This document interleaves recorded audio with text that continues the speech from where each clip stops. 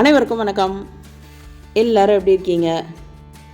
இன்றைக்கி நம்ம மாடி தோட்டத்து கீரையில் பாலக்கீரை அறுவடை பண்ணலான்னு வந்தோம். ஆனால் தொட்டியில் பாலக்கீரையை விட மற்ற செடிகள் அதிகமாக இருக்குது.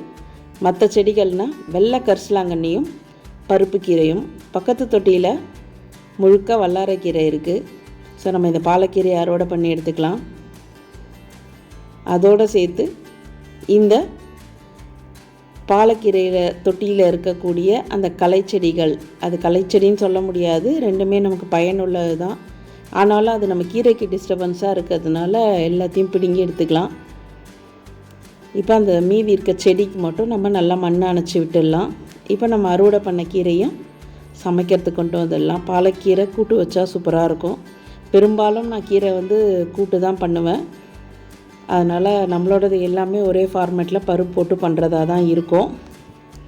ஸோ இது கூடவே சும்மா ஒரு 10 இலை அந்த வல்லாரை, இது ஹைப்ரிட் தான், நாட்டு வல்லாரை கிடையாது. ஆனால் இதுவும் நல்லா தான் இருக்கும். ஸோ அதனால் அதை தனியாக எப்பயுமே நான் சமைக்க மாட்டேன், மற்ற கீரையோடு கலந்து தான் செய்வேன். அதனால் ஒரு 10 இலை அதையும் பறிச்சுட்டு வந்து போட்டாச்சு. இப்போ கீரை கூட்டுக்காக எல்லாம் கட் பண்ணி வச்சாச்சு. ஒரு பக்கம் பருப்பும் ரெடி ஆகிடுச்சு. ஸோ இப்போ நம்ம கீரையை செஞ்சுக்கலாம். இப்போ மாடி தோட்டத்தில் நம்ம கீரை வச்சுருக்கிறதுனால அந்த களை செடியாக வளர்ந்து வந்திருந்த அந்த கரிசலாங்கண்ணியும் நமக்கு பயனுள்ளது தான். அது கூடவே வந்திருந்தால் பருப்பு கீரையும் பயனுள்ளது தான். ஆனால் நான் பருப்பு கீரையை எடுக்கலை. ஏன் எடுக்கலைன்னா அது நல்லாவே வளர்ந்து பூ வந்துடுச்சு. எந்த கீரையுமே பூ வந்துடுச்சு அப்படின்னா அது டேஸ்ட் குறைஞ்சிரும். பூ வர்றதுக்கு முன்னாடியே அந்த கீரையை நம்ம பறித்து பயன்படுத்தணும்.